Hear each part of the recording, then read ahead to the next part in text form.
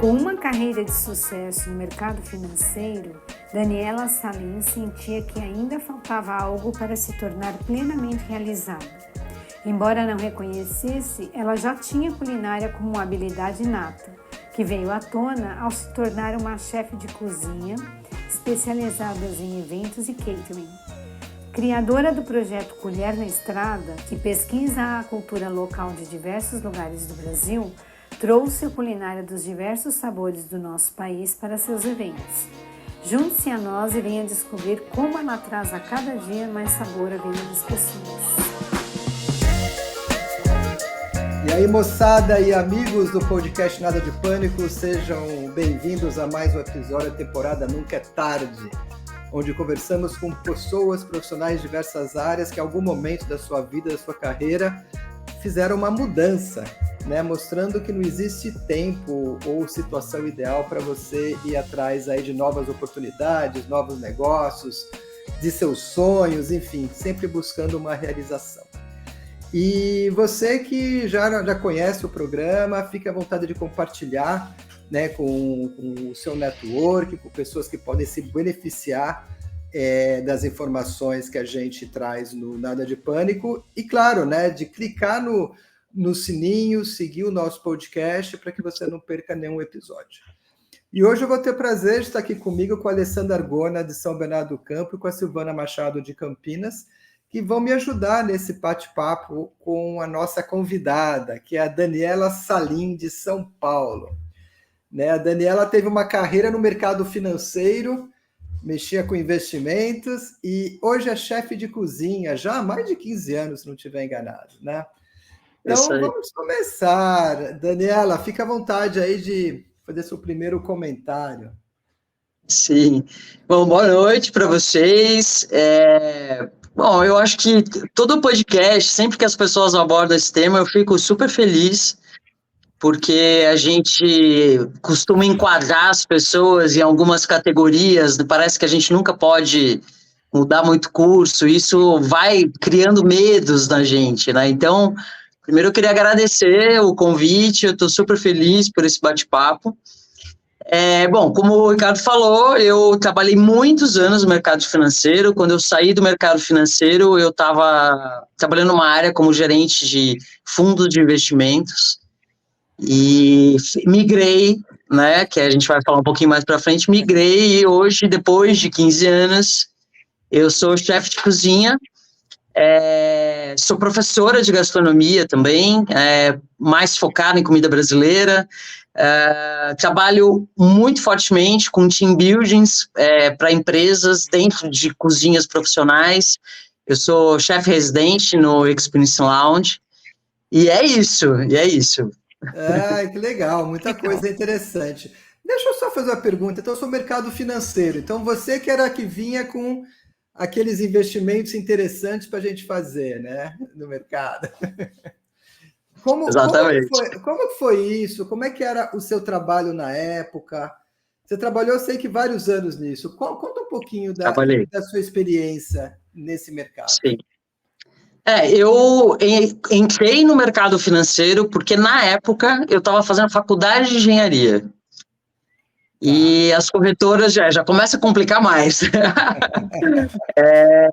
E as corretoras, na época, procuravam muito jovens que trabalhavam ou fizessem engenharia ou administração de empresas, ou propriamente economia, e por causa dessa faculdade eu fui chamada para fazer um estágio num banco francês, aqui em São Paulo, chamado Crédit Lyonnais, e foi onde eu fiz estágio 1 ano, assim. No meio desse estágio, eu mudei meu curso, saí de engenharia e mudei para administração, mas segui carreira no mercado financeiro. Depois do Crédit Lyonnais, eu fui para a Coin Valores, é uma corretora que se juntou com várias, não se chama mais Coin Valores, mas na época uma corretora muito forte no mercado, para trabalhar especificamente com fundos de investimento.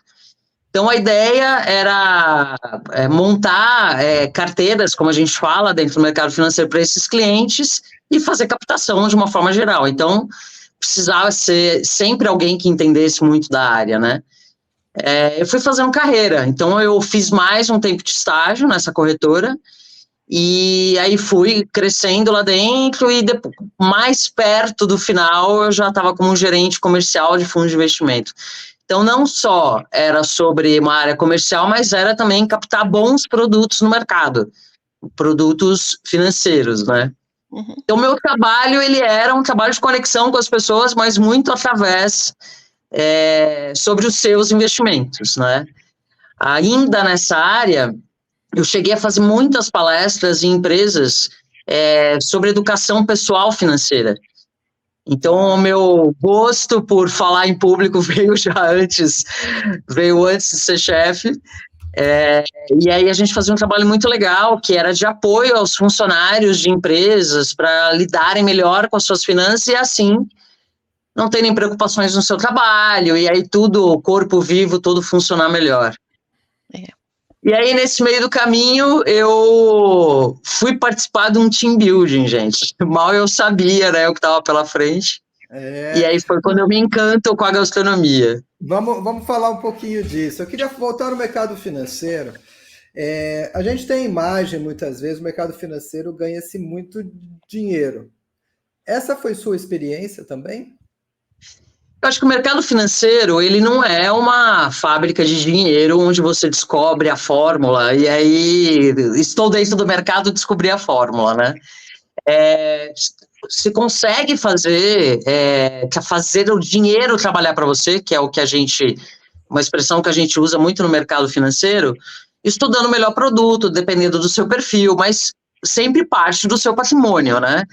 Então, você faz dinheiro à medida que você tem dinheiro. É claro que meus investimentos, eles melhoraram muito depois de entrar no mercado financeiro e até hoje eu consigo me virar muito bem nas minhas escolhas, mas não é um lugar que você se faz um milionário, né? Existem muitas pessoas hoje em dia, que eu ainda acompanho um pouco de notícias aí do mercado financeiro, que se tornaram brokers, né? São pessoas que operam para si só, que são pessoas que vivem para isso, principalmente o mercado acionário. O meu perfil não é esse, meu perfil é conservador até. Mas a gente consegue trabalhar muito melhor, né? Mas se todo mundo saísse milionário, as corretoras estavam sem funcionários. Isso é verdade. Verdade. E como é que, assim, quando você estava nessa área financeira, eu entendo que você estava se sentindo realizada, né? Sim, você estava tudo bem até um certo momento, né? Nessa sua carreira inicial. Essa conta não é bem assim. Não. Eu, de fato, fui fazendo carreira, né? Depois que eu terminei a administração, eu fiz mestrado em gestão de negócios, que é uma coisa que me ajuda, inclusive, muito hoje, sendo chefe de cozinha. Eu sempre gostei de desafio. Eu acho que eu sou filha de artista plástico, então para o meu pai, inclusive, era uma grande frustração eu estar no mercado financeiro, não ter seguido a carreira artística. Sim. Mas eu sempre fui por um desafio. De adolescente, eu queria ser artista plástica. E aí a gente tinha uma educação um pouco diferente na época, né? A gente meio que corria um pouco atrás do dinheiro e não muito de uma plenitude sobre o nosso trabalho. A gente preocupava mais ter uma base sólida do que realmente realizar o que a gente gostaria, né? Exato. E a minha mãe, como uma contadora e não artista plástica, ela morria de medo que eu virasse uma artista plástica. E aí eu decidi, na época, prestar para arquitetura, né? Porque eu fui tentando achar um lugar onde eu pudesse... Eu vou fazer isso, mas não vou deixar de fazer isso, né? E a arquitetura, na minha época, era uma faculdade integral. Então, eu não poderia trabalhar. Então, eu tive que descartar e, por isso, eu caí em engenharia. Então, foi uma coisa meio a galope, assim, e muito nova, né? A gente sai do colegial com 17 anos. Sim, é muito cedo para a gente ter que tomar É muito cedo, né? É muito cedo. E aí, quando eu entrei na corretora, eu entendi que era um lugar que eu podia fazer uma carreira. Eu gosto do mercado financeiro e das propostas, gosto da inteligência que a gente pode adquirir dentro do mercado financeiro, um conhecimento. para nossa gestão pessoal, eu gosto de tudo isso, e eu tenho um espírito muito de liderança. Então, todo esse conjunto foi criando um cenário para mim que era satisfatório. E aí, paralelo a isso, eu pintava como meu pai, eu esculpia como meu pai. Então, eu parecia que estava suprido esse lugar, assim, sabe? Entendi. Que não, né? Silvana, você ia fazer uma pergunta. Não, é porque eu ia falar eu ia perguntar se ela tinha terminado a engenharia, ela disse que não. E acho que esse é um caminho que a gente, há muito tempo atrás, as pessoas tinham, né? E com isso, mas você também já respondeu que você usa hoje muito do que você aprendeu da administração no seu empreendedorismo, né? Sem dúvida, seu negócio, sem dúvida. né? Então foi uma base para essa continuidade. Tomada de decisão, né? Tomada de decisão, né? Me ajudou muito a fazer a transição, inclusive, né? E você ia contar qual que foi o seu team building que você mudou a sua trajetória. Que deu um gatilho. Parece que esse você team foi building cozinhar junto? Era um team building de cozinha? Era um team building de cozinha. Era um team building de cozinha e eu fui lá para aprender a fazer massa, era uma noite de massa. Fui junto com outras pessoas, assim, e eu fiquei encantada. Eu acho que eu tive 2 momentos que foram mais emocionais, que me mostraram, me sinalizaram que alguma coisa estava mudando, assim. Um foi ainda dentro da corretora. Eu lembro muito bem, porque foi no dia da fatalidade do World Trade Center. Eu estava na corretora de valores, eu estava trabalhando, e a gente em corretora, vou dizer que não sei se é mais, tá? Tô falando tudo da época que eu estava. Mas a gente trabalhava em grandes mesas, assim, não tinha divisória de uma pessoa para outra, até para facilitar a nossa comunicação, era um lugar lotado de televisão, em todos os cantos. A gente trabalhava com 3 telas, muitos telefones, né? E eu lembro que quando apareceu a imagem do que estava acontecendo na Globo News, na TV que a gente estava assistindo, do que estava acontecendo, todo mundo se levantou muito assustado, e eu acho que eu tive um delay nesse momento. Eu fiquei olhando um tempo, muito incrédula, porque aquilo mexeu muito comigo pessoalmente, e quando eu olhei para trás, todo mundo tinha corrido para operar já. E aí eu percebi que talvez, esse momento, eu percebi que eu talvez estivesse no lugar errado. Porque aquilo, para mim, apesar de compreender profissionalmente o quanto uma operação no mercado financeiro é primordial para os clientes, eu me descobri mais sensível ao fato, à notícia, do que a isso. E aí, exatamente. Ali eu entendi, e também parece que foi um resumo geral do quanto o mercado financeiro, até certo ponto, não dava conta o que eu queria para mim como filosofia de vida. Né? Então, eu vi muitas pessoas adoecerem em épocas de crise, clientes, né? Em épocas de crise, né? Adoecerem por causa da bolsa, enquanto muitas pessoas estavam passando fome. Então, essa discrepância da preocupação dentro do mercado financeiro eram coisas que ia muito contra já a minha filosofia de vida, como eu acredito politicamente o mundo, uma série de coisas. Então, isso começou a pesar mais do que todo o desafio, do que a carreira em si.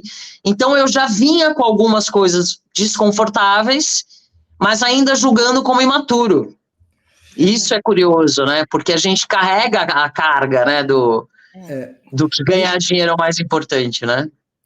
E isso, quando teve esse momento que você sentiu, você já estava envolvida com a culinária ou ainda não? Não, foi uma coisa antes?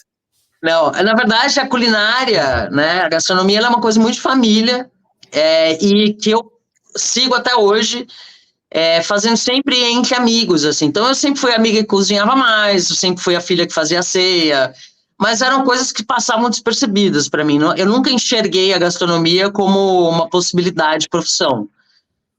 Né? Então, até esse momento, por isso que eu falei que eu tive 2 momentos. Né? Então, eu tive esse momento dentro da corretora, onde eu ainda não tinha participado do team building de massa, né?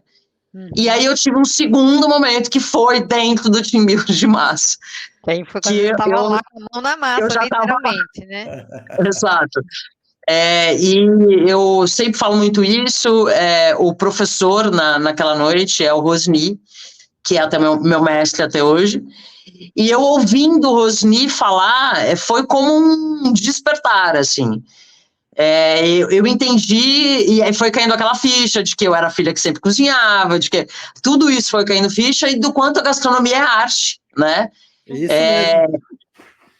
Exato, mas eu não olhei profissionalmente ainda nesse momento. Eu olhei assim, eu falei, eu vou fazer isso para desafogar alguns anseios que não estão sendo mais supridos. Eu estava com 30 e poucos anos, 32, mais ou menos. E aí, naquele dia, eu falei, vou estudar gastronomia para mim, né? No dia seguinte, eu me matriculei num curso de formação, mas aí a brincadeira foi mudando, foi virando outra coisa. Agora, em cima disso, né? Quando é que foi o momento que você falou, o mercado financeiro não é mais para mim, o que eu gosto é de cozinhar? Quando que deu essa mudada de chave que você teve, de repente, a coragem de fazer a mudança? Sim, isso foi um pouco mais para frente da história, né? Porque a gente para dar o salto tem que tomar embalo, né? Então a gente tive que tomar um embalo nisso, né? Aí sim se fez valer, e aí vale essa pergunta de vocês sobre... Eu fui alguém que consegui fazer reserva na minha vida, porque eu aprendi isso dentro do mercado financeiro, né? Então, isso, sem sombra de dúvidas, me deu um respaldo para tomar muitas decisões, né? No meio do curso de gastronomia, foi quando eu decidi que eu queria trabalhar com gastronomia. Nessa época, eu já estava trabalhando como agente autônoma de investimento. Eu já tinha saído da corretora há pouco tempo, algo de 8 meses, assim, e me tornei sócia de mais 2 agentes autônomos, e a gente trabalhava as carteiras dos nossos clientes, né? Então, eu tinha um horário mais flexível que me permitiu fazer o curso de manhã, né?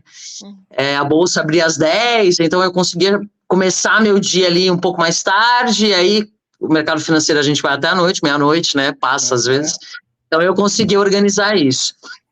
Mas aí eu fui entendendo que não dava mais para conter, porque eu já estava com a técnica, eu já estava absorvendo técnica, eu sabia fazer comercial, então eu sabia que eu ia conseguir me vender.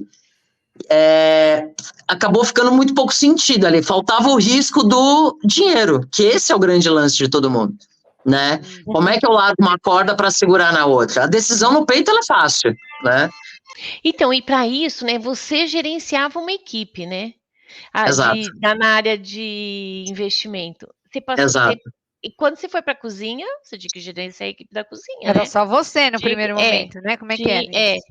Como é que era isso? Eu comecei, eu tinha algumas escolhas que eu não gostaria de fazer na gastronomia. Então, acho que fazer a transição numa maturidade te ajuda a eliminar algumas etapas, né? Então, eu sabia que eu não queria trabalhar num restaurante, isso para mim era certo, né? Eu não queria sair da frente de várias telas de computador para ficar com várias tábuas só na minha frente, né? Eu queria ter conexão com as pessoas. Então, isso eu já cortei um caminho, né? Sabendo o que eu não queria. Claro que eu estagiei em restaurante, tudo isso ajuda, mas não era a minha ideia. Minha ideia era trabalhar com evento. Só que para eu trabalhar com evento, eu teria que mudar a cabeça de todas as pessoas que estão ao meu redor, de que eu não era mais uma pessoa do mercado financeiro e era, até então, uma cozinheira, né? Eu não me formei sendo chefe de cozinha, eu era uma cozinheira que estava vendendo os seus eventos pessoais. Então, ao longo do meu curso, eu fui mostrando para as pessoas o que estava acontecendo, né? Então, eu já sabia que lá no final a possibilidade de eu sair do mercado financeiro era 99%, então eu fui mostrando para as pessoas que eu estava fazendo um curso de gastronomia, que aquilo era uma paixão que eu estava colocando força, e fui mostrando um pouco ao longo do curso o que eu estava fazendo. Então, online, eu comecei a fazer uma transição, assim, e até para a cabeça das pessoas, falando, nossa, pensa os meus amigos, a Dani ficou louca, né? Tô vendo ela de tailleur num dia, no outro dia tô vendo ela de avental, né? Então, eu fui fazendo homeopaticamente isso, e então eu comecei também com eventos muito pequenos, eu fazia jantares pequenos, né? Para pessoas mais próximas, jantar para 10 pessoas, e tudo isso você faz sem assistente tranquilamente, né? Pelo menos no começo, né? Você tem uma força maior ali que você faz isso tranquilamente. Eu tive alguns momentos, eu ainda estava com alguma carteira de cliente no mercado financeiro, mas já tinha saído da sociedade, dos meus sócios, porque eu também peguei uma crise junto com essa transição, uma crise no mercado financeiro. Então, qualquer empurrão que faltasse já estava acontecendo ali também. Tudo foi virando uma oportunidade, né? A crise foi fazendo uma oportunidade e eu não vou nem falar modestamente, porque eu me orgulho muito disso, assim. Eu acho que eu tenho uma personalidade para cima no momento de crise. Isso com certeza eu aprendi no mercado financeiro, mas aprendi na vida também, né? Quando eu faço a transição, eu entendo que no momento de crise como é o que a gente estava vivendo, eu precisava fazer algum movimento. Então não foi difícil falar vou fazer. Foi difícil ter carteira de clientes na gastronomia. Porque você já estava acostumado a gerenciar vários riscos ao mesmo tempo e você se viu numa situação que você tinha que gerenciar mais um. Aí você decidiu lá. Não que eu não tenha ficado preocupada, tá, gente? Sim, mas isso não a nossa leitura ela é maior, né? A gente consegue fazer uma leitura mais definida, né? De que caminho seguir. Assim. E aí eu fui... Diga. Não, que isso. Eu ia comentar, você falou com seus amigos, né? Pô, sei lá, a Daniela está ficando louca e tal. E como é que foi a tua família, né? Que o teu pai é artista, deve ter achado, que maravilha. Meu pai ficou feliz, sem dúvida, né? Ele foi o primeiro a falar, estava faltando arte na sua vida.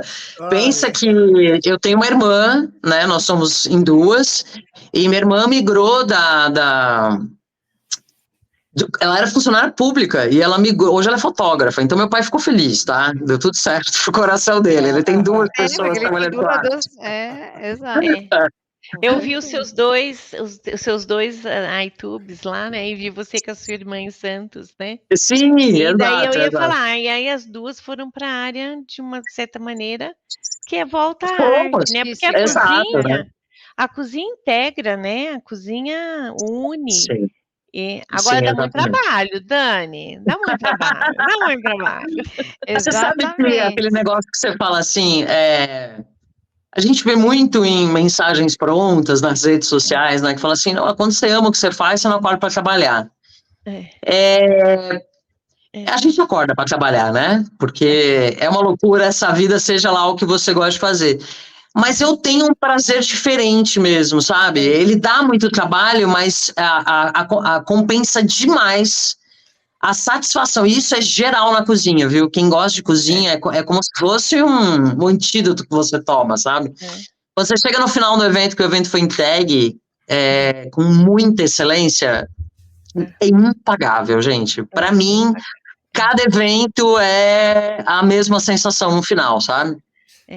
Não, e você comentou, né, que você não estava infeliz, na realidade, você não ficou infeliz de deixar um lugar que você se dedicou, você se deu, mas estava indo buscar o seu sonho, porque eu acho que é importante, buscar um sonho, né, e correr atrás dele. Sim. Né? E você está falando, então, dos eventos, né? Você faz muitos eventos? Faço muito evento hoje. É mais para empresa, para mim? Hoje é mais para empresa, né? Eu tive, nesses 15 anos, eu tive muitos anos focado no mercado mais social, então eu fiz casamentos, fiz festas, jantares, qualquer evento social, seja até para empresa, mas um coffee break, coisas desse tipo de uma forma geral, né? Catering de uma forma geral e os jantares e as festas. Só que eu sempre fui muito curiosa sobre a comida brasileira e eu queria me especializar em comida brasileira. Então, primeiro eu começo fazendo evento e aí, com essa bagagem mais de evento, eu começo a querer me soltar por aí para conhecer a comida brasileira de perto, assim. E aí eu decido viajar pelo Brasil para conhecer a gastronomia de uma forma geral, e a gastronomia, eu digo, a gastronomia caiçara, a gastronomia ribeirinha, a gastronomia quilombola. Você entrou na cultura, você entrou nas diversas culturas brasileiras. Exatamente. Eu queria falar sobre a comida com uma forma de cultura mesmo, e a ideia, a princípio, era levar esse conhecimento para os eventos sociais. Eu falava assim, gente, não aguento mais cliente me pedir medalhão de filé mignon, porque as pessoas são super apegadas a isso. E eu queria trazer novidade, tanta coisa, né, num país tão rico. Opções, né? Queria fazer arte, Só né? opções, mas também uma experiência diferente, né? Eu queria trazer uma experiência diferente. Queria que os eventos fossem não só um coadjuvante de uma festa, mas que ele fosse a experiência em si, né? E aí eu começo a estudar bastante sobre isso e numa época, um pouquinho antes disso, eu me junto com o Felipe, que é um grande amigo, um designer, hoje também mudou de profissão, o Felipe é terapeuta hoje, e a gente se junta para fazer jantares mais temáticos, mas o tema é arte. Né? Então, a gente fez jantares sobre a Frida Kahlo, a gente fez jantares sobre Vinícius de Moraes, sobre Chico Buarque, e nesses jantares as pessoas começam a me ver, foi um divisor de água sobre a Dani não trabalha mais no mercado financeiro, ela de fato se tornou uma chefe de cozinha, e é importante quando a gente fala de cozinheiro, chefe de cozinha, eu sou uma cozinheira por natureza, é a minha formação, e chefio uma cozinha, por isso eu sou chamada de chefe. Né? Então, tem muita gente que fala, eu sou chefe. Não, se você é chefe e não chefia um sistema, você não é chefe, você é cozinheiro. Exato. Então, eu tenho esse primeiro momento com o Chamado aos Comensais, que foi um projeto que eu fiz com o Felipe, e depois eu vou para Belém do Pará e começo a conhecer o que é a nossa cultura alimentar, e junto com isso eu começo a entender o que é política alimentar. E eu mergulho sem rede, assim, nisso. Eu começo a estudar sobre isso e consigo trazer isso para os meus eventos, começo a conseguir fazer isso como uma experiência mesmo, e fruto disso, eu crio um canal no YouTube, que você comentou, que é o Colher na Estrada, né? A ideia do Colher na Estrada não é trazer receita, a ideia do Colher na Estrada é falar sobre ingredientes do Brasil, quem faz esses ingredientes acontecerem no dia a dia, não só com uma comida turística, né? E conversar com pessoas, e conhecer pessoas que mantêm a nossa roda de tradição ativa, já que a gente largou muita coisa de tradição do nosso dia a dia lá para trás. E como... eu tô indo embora, hein, Ricardo? Se deixar, eu vou falar. Pode continuar. Falar. É interessante até porque ela faz... A Silvana e a Alessandra dão o break quando elas acharem. É bem interessante de você colocar isso, né? Até a visita que você fez para a aldeia indígena, né? Exato. Então é muito legal isso de você ver que você pode trabalhar com elementos simples e dar uma riqueza que é o que o chefe vai conhecimento, fazer, né, Silvana, do público, que é algo que a gente já tinha conosco, mas isso foi morrendo por conta da influência europeia, né, e de outros lugares. Esse que é o ponto. Exatamente, muito bem colocado. Diga. Daniela, e como que você coloca mais essa nossa comida de raiz caiçara na alimentação, no dia a dia? Quais são os caminhos para isso?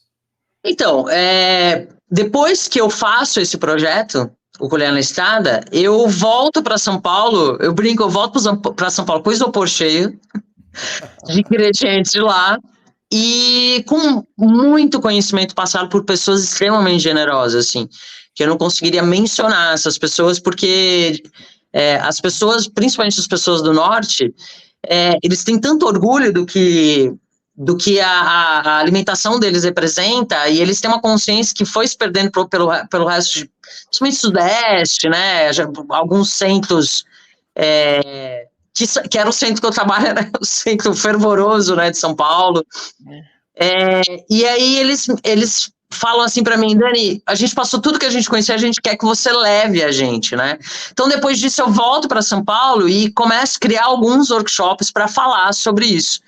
Né, então eu tenho um workshop que fala das cuias de Minas, as cumbucas de Belém, eu começo a fazer essa transição e espalhar muito pelo interior de São Paulo, né, fazendo esses bate-papos, assim. Então no evento social eu consigo entrar com alguma coisa da comida brasileira, porque minha função, Ricardo, como cozinheiro, como chefe de cozinha hoje, é muito mais do que no meu dia a dia, que tem muita coisa, eu marco muita coisa no meu dia a dia da cultura alimentar, mas eu consegui influenciar outras pessoas, principalmente novos cozinheiros, né, então eu entendi que isso fazia parte do meu escopo como chefe, sabe? E aí, quando eu volto de lá e começo a fazer esse workshop, eu vou fazer um workshop em Gonçalves, que é na Mantiqueira, né? Minas. Uhum. Exato. E aí eu conheço muitas pessoas de muita força lá da gastronomia mineira, da gastronomia caipira, e conheço muitas pessoas que são envolvidas com o Senac de Campos do Jordão, né?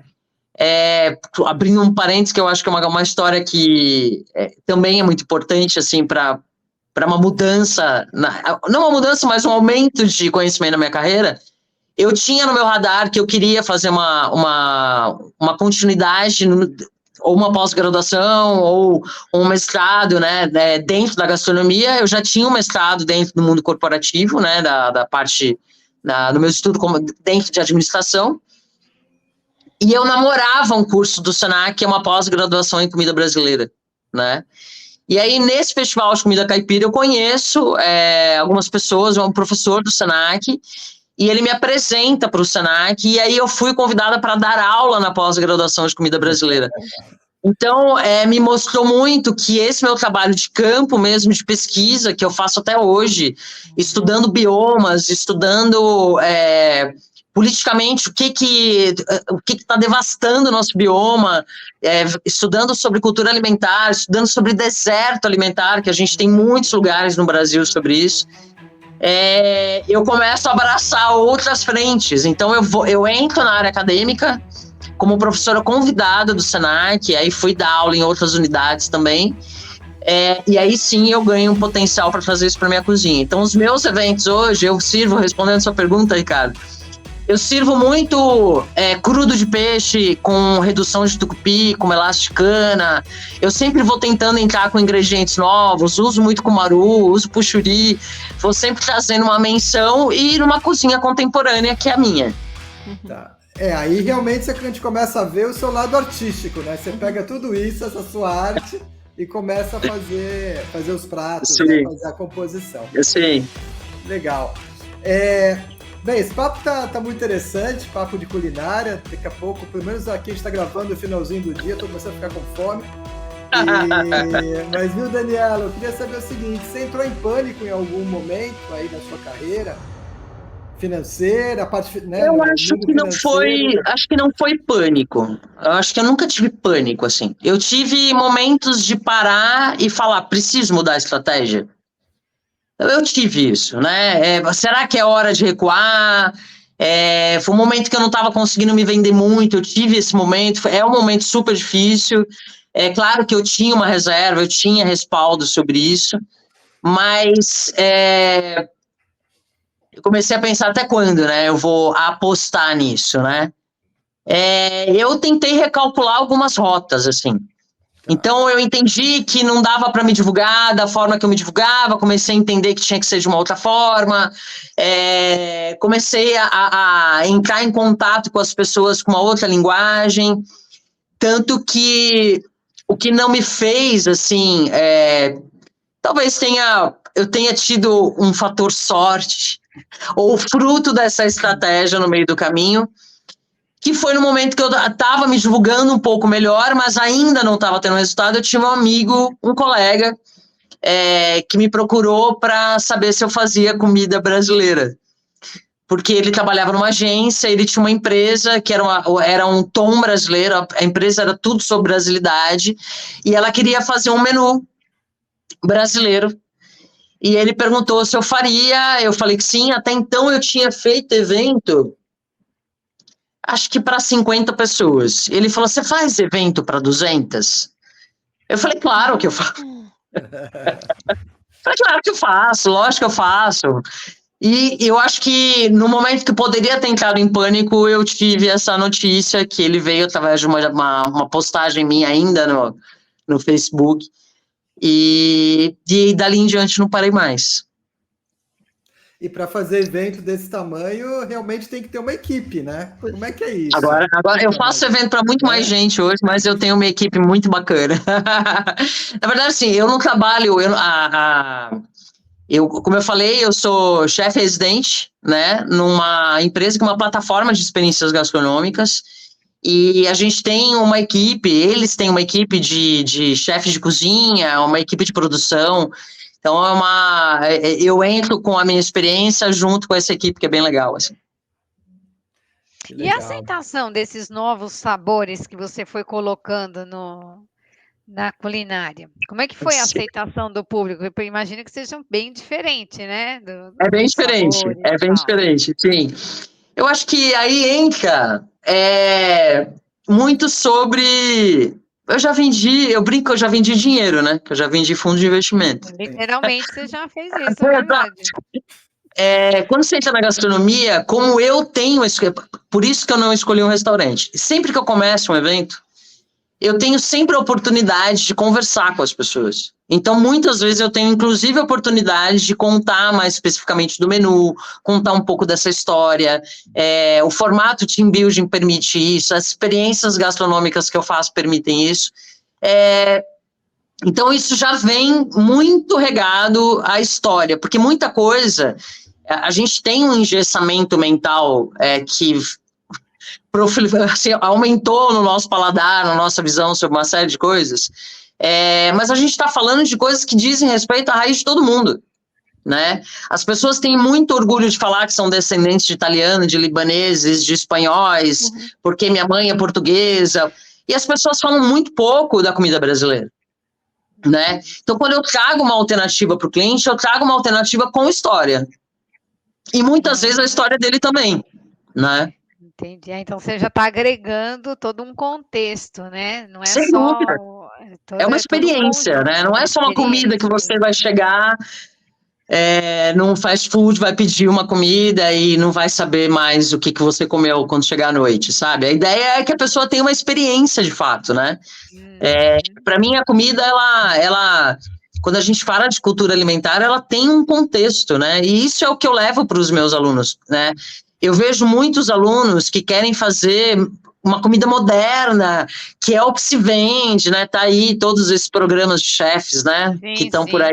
Tá na moda. E que às vezes, infelizmente, acabam deixando um pouco de lado e criando uma ilusão na cabeça do novo cozinheiro, mas muitas vezes esse novo cozinheiro não estudou a própria história, né? Então, eu falo muito sobre isso com os meus alunos, né? Você gosta de comida moderna? Quem disse que a nossa comida, por ter influência e herança indígena, por ter herança afrodescendente, por ter herança, sim, europeia, mas não é só portuguesa também, né? Os espanhóis estão aqui, tanta coisa, né? Por que você só vai falar de um lugar mais midiático, né? Exato. Não, e até mesmo a questão da escravidão, né? Os próprios escravos, eles trouxeram muita coisa que influencia diretamente na nossa culinária e que muita gente não faz a mínima ideia, né? Que não faz a menor ideia. E a gente está falando de uma coisa que acontece até hoje no país, né? Então, eu acho que a gente deve muito a toda herança africana que a gente tem, e as nossas técnicas, muita coisa veio dessa origem, muitos ingredientes. Claro que quando eles vieram para cá, se você me puxar para esse assunto, eu não paro mais. Mas eu acho que a gente deve muito, sim, a todas essas culturas tão ricas, e que a gente só lembra quando vai comer, às vezes... ou uma moqueca, ou qualquer coisa nesse sentido, um frango com quiabo, sabe? Que a gente às vezes só come no final de semana, né?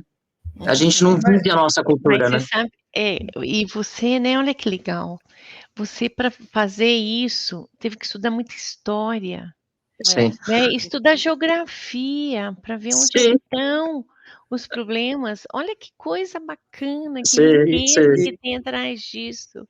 E pensando na cozinha em si, né? Que você falou que seus alunos querem fazer cozinhas inovativas, coisas novas. Nada mais do que usar tudo que já existe. Exato. Né? Talvez de uma outra forma, com outras mixagens de sabor, que são isso é uma forma de se arriscar, não é, Daniela? Você tem que também se arriscar, né? Você está tendo que arriscar. Na hora que você monta toda um cardápio lá, você está arriscando, né? Porque você está colocando sabores, você está mudando a trajetória padrão. Assim, na verdade, assim, isso é engraçado, né? Eu terminei, acho que faz menos de um mês, um módulo no Senac de Campo de Jordão, e eu estava dando, o nome da matéria que eu dei é Brasil e a riqueza dos seus biomas, a riqueza gastronômica dos seus biomas. E eu começava a aula com um mapa sobre biomas. E aí os alunos me olhavam até, são alunos de pós-graduação, não estão a passeio, né? A gente sabe muito bem disso. Mas tinha sempre a brincadeira, nossa, vamos entrar na aula de geografia. Eu falava assim, vamos entrar na aula de geografia. A gente precisa entender até como a gente teve um país que foi... eu não gosto de usar o termo colonizado, eu gosto de usar o termo invadido, né? A gente tem um país que foi invadido e que a nossa cultura foi sendo arrancada. Então, quando a gente fala de cultura alimentar e as pessoas têm essa estranheza no paladar, a culpa foi muito de como o Brasil foi devastado, né? Todos os lugares do Brasil tinham uma cultura indígena, africana e europeia como inspiração, né? Bem diversificado, a propósito. É muito diversificado, né? Então, foi devastado, né? Então, quando eu entro com isso, e eu sempre tento entrar, claro que se me pedirem um menu paraense, eu vou fazer ele de ponta a ponta. Mas eu sempre tento entrar com elementos. E para você ter uma ideia, quando eu dei aula na Universidade do Pará também. E lá a resistência deles é outra, é entrar com qualquer novidade no que é tradicional. Né? Eles não querem sair do deles, então. Então lá eu dei aula de cozinha contemporânea, né? Então eu não acho que a comida você precisa usar um ingrediente tradicional para fazer uma comida moderna, e nem para fazer uma comida moderna eu não acho isso. Eu acho que a cozinha ela é plural, ela é democrática. Né? Quando você fala que você quer uma acidez, se você prefere limão, eu prefiro tucupi, tá tudo certo. Você prefere açúcar, eu prefiro melaço. Então, às vezes a gente trata um ingrediente tradicional como uma coisa que só serve para um único prato, né? E não é verdade, né? Ô, Daniela, quer dizer, você além de dar aula, ser professora, você fazer eventos, né, para empresas, você comentou alguma coisa de eventos e empresas, mas team building. Exato. O que é isso? Fala um pouquinho disso que eu fiquei interessado em conhecer. Sim, é muito interessante mesmo, porque hoje eu trabalho 80% com team buildings, né? Em eventos, a maior parte que eu faço são team buildings. Se entendeu, num dado momento, que o formato da gastronomia, o formato de ataque dentro de uma cozinha, que a gente fala, na cozinha de ataque, quais são as praças, a praça da sobremesa, para simplificar, praça da sobremesa, a praça do salgado, a praça da entrada, tudo isso foi criado por um chefe francês, toda essa logística, e ele fez isso para que tivesse um plano de ataque muito eficiente, e ele conseguiu sincronizar a cozinha como um todo. A cozinha, pensa que o doce salgado, a entrada não sai nem do mesmo fogão dentro de uma cozinha, tá? Então ele conseguiu unificar times que trabalhavam dentro da cozinha em praças diferentes para que essa cozinha fosse muito fluida, tá? Para que ela conseguisse trabalhar a todo vapor.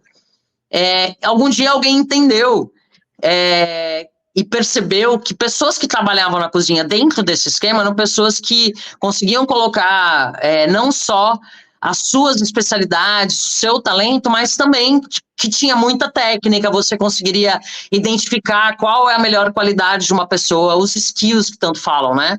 Então, qual é a melhor qualidade de uma pessoa, né? O soft skill dela, como é ela em grupo, como é ela como líder, né? E se ela fosse um chefe numa cozinha, como seria, né? E criaram um team building gastronômico para isso. Então, hoje o meu trabalho é colocar diversas empresas do mundo corporativo dentro de uma cozinha profissional e fazê-los cozinhar desde o zero. Eles fazem um menu de ponta a ponta, eu não faço nada, não adianto nada, eu dou ingrediente e ensino o caminho, né? E aí, como é que a gente faz isso, né? Tem uma experiência minha adquirida de muito tempo, de entender aprendi muito em evento social, como é o primeiro contato com as pessoas, né, como é essa conexão com as pessoas, e o próprio universo corporativo me ensinou isso, né, então a identificar essas coisas. Eu fui líder, tanto sou líder hoje, como fui líder na cozinha, estudei gestão de negócios, então tudo isso ajudou muito a eu conseguir identificar isso e colocar as pessoas para trabalharem dentro de um team building. E ele funciona dessa forma sempre muito divertida, Ricardo. Então eu recebo as pessoas, falo muito da história da cultura gastronômica, relaxo essas pessoas, coloco de uma forma mais divertida, e daí eu levo todo mundo para a cozinha, e eu já tive 150 assistentes de cozinha numa dessa. Já coloquei todas as pessoas para cozinharem, e olha, sabe o que é mais incrível? As pessoas conseguem perceber muito dentro desse ambiente como elas se portam fora da bolha delas. Porque você se identificar dentro de uma equipe, mesmo que seja a sua equipe de trabalho fora do seu conforto, que é o escritório que você trabalha, seja onde for, te desperta outras descobertas sobre você, né? Você às vezes nem sabia, né? Você às vezes nem sabia que tinha, né? Exato. Eu sempre começo brincando, falando, eu não estou pedindo currículo, porque eu mudei de área desse jeito, hein, pessoal? Eu sempre brinco isso. Uhum. E hoje você se sente realizada, Daniela? Depois de todas essas mudanças? Feliz? Muitíssimo. Eu sou uma pessoa que sempre me alimento de sonhos, então eu tenho sonhos, assim, mas eu sinto que dentro do team building eu consegui me consolidar como uma profissional completa, né? Então eu usei tudo que eu já tinha aprendido, a experiência de cozinha que eu tive, eu aprendi a fazer evento para 1000 tipos de perfis de clientes diferentes. Hoje consegui estar na frente dessa experiência de team build, consegui ser um fator importante para a transformação de uma empresa. Uma empresa, quando procura team build, ela pode procurar tanto para integrar um time, como para despertar outros valores, né? E eu me vejo nesse lugar, então eu me sinto super realizada. E team building, desculpa, e o team building com esse seu modelo de culinária, ele vai requisitar muito o teamwork, o ownership, o commitment, né? Porque a integração, né, Silvana? Eu tô aqui picando. Eu gosto muito de cozinhar em casa. E aí, um dia eu fui com um molhinho de vinagrete na casa da minha irmã, e o marido de uma amiga dela, ele estudou no Le Cordon Bleu lá do Peru, né? Tem, acho que no Peru. Aí ele em Lima. Aí ela falou assim para ele: você podia ser o sous-chefe do Edu. Eu falei, tá louco? Eu ficar cortando alho, né? E tem essa, né? Um corta, o outro junta, o outro termina. Exato. E você, se alguma coisa aí na cadeia, e se traz isso para a empresa, é a mesma coisa. Se a cadeia não se conversa, nossa, que legal. O resultado não sai, eu não tenho um evento que eu tenha terminado, assim, muito francamente com vocês. Eu nunca terminei nenhum evento sem ou receber um feedback ou perceber o quanto as pessoas ficam surpresas e extremamente felizes, assim. O feedback que a gente recebe na empresa que eu trabalho é incrível, porque é isso, né? Você conseguir ter uma leitura sobre as pessoas, conseguir falar sobre cultura alimentar, para mim eu juntei tudo no mesmo lugar, né? É isso que eu acho muito legal. Né? Agregar tudo, exato. Sim. Ô, Daniela, e se você olhasse para trás, assim, você faria algo diferente? Olha, eu acho que diferente não. Às vezes, quando a gente faz uma transição de carreira, a pressa para que ela dê certo financeiramente é uma preocupação, né? Sem dúvida. Eu queria ter tido mais tempo para viajar o mundo e estudar mais fora do Brasil. Acho que eu queria ter tido mais tempo. E aí eu fui meio que... As coisas foram acontecendo, foram dando certo, não deu muito tempo para experiências mais longas fora do Brasil. Tive algumas, mas não longas como eu gostaria. Mas eu não tenho arrependimento, não, porque eu acho que de verdade eu consigo tirar bons frutos das coisas, sabe? Na semana passada eu estava tendo uma conversa com alguns amigos, assim, e a gente estava falando exatamente sobre o chefe midiático e o chefe que é onde eu entendo que eu transito um pouco mais, que é falando um pouco mais da cultura, né, assim. Eu fui chamada para participar do MasterChef 3 vezes, por agências diferentes. Eu nunca quis. Porque não era o que eu estava buscando na gastronomia. Se tirasse qualquer peça dessa que eu acabei de falar para vocês, eu sentiria falta. Então, mas talvez se eu tivesse aceitado o MasterChef, eu seria famosa, mas eu não estaria. Para mim, não era esse lugar, entendeu? Eu prefiro o meu nome muito mais associado à cultura, à área acadêmica, a uma especialista em team building, porque isso vai me fazer transitar pelo Brasil, que é o meu sonho, conseguir transitar muito mais pelo Brasil e levar também para fora do Brasil toda a nossa cultura. Eu consigo fazer isso com muito mais propriedade. Eu acho que você falou uma coisa interessante, ensinar, né? Levar para fora do Brasil a nossa cultura gastronômica, né? Levar realmente aquilo que é daqui. Daniela, a gente está chegando no final, né, desse papo. Mentira, tá vendo como foi rápido? Rapidíssimo, né? Daria para estar conversando mais algumas horas aí sobre culinária. Agora, você quer mandar uma mensagem final, compartilhar suas mídias sociais? Onde é que o pessoal te encontra? Você falou que não é muito midiática, mas onde é que o pessoal te encontra? Na verdade, quando eu falo midiática, agora vamos deixar isso claro, porque é polêmico. É só porque muitas vezes as pessoas... muitos chefes juntaram o marketing, que é muito, muito importante para a gastronomia, com a cozinha. Eu acho isso maravilhoso. A gente só não pode esquecer que a cozinha ela é o primordial na nossa profissão, é um pouco mais sobre isso. Eu acho que quanto mais pessoas, um João Diamante da vida, né? A gente pode falar muito bem dele, que representou tão bem, o chefe João Diamante, que representou tão bem quando o nosso presidente recebeu muitos chefes de Estado, e ele foi o chefe escolhido, menino novo, e foi escolhido porque ele tem a cultura gastronômica muito forte, né? Então, eu fico feliz quando isso acontece. Eu não gosto só que pula etapa, né? Porque senão a gente vai perdendo a nossa cultura, é mais por causa disso.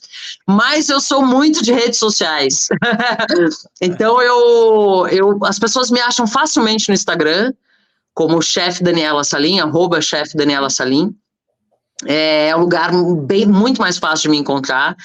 E, inclusive, acompanhar um pouco sobre todo esse roteiro gastronômico que eu vou fazendo por aí. Então, já posso fazer um merchan, falar de um evento próximo que é aberto ao público?